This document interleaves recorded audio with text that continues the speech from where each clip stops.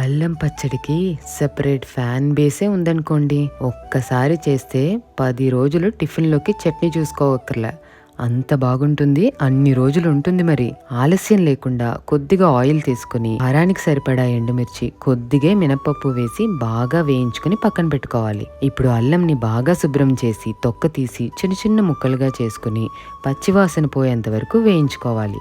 కంగారుగా హైలో పెట్టి వేయించుకోకుండా మీడియంలో వేయించుకుని 2-3 రెబ్బలు కరివేపాకు కూడా వేసి వేయించి ఇది కూడా పక్కన పెట్టుకోవాలి. ఇంకా స్టవ్తో పని లేదు.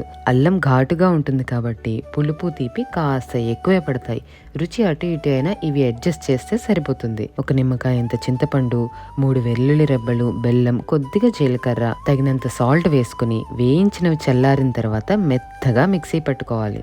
అంతే, అన్ని టిఫిన్స్లోకి అదిరిపోయే అల్లం చట్నీ రెడీ.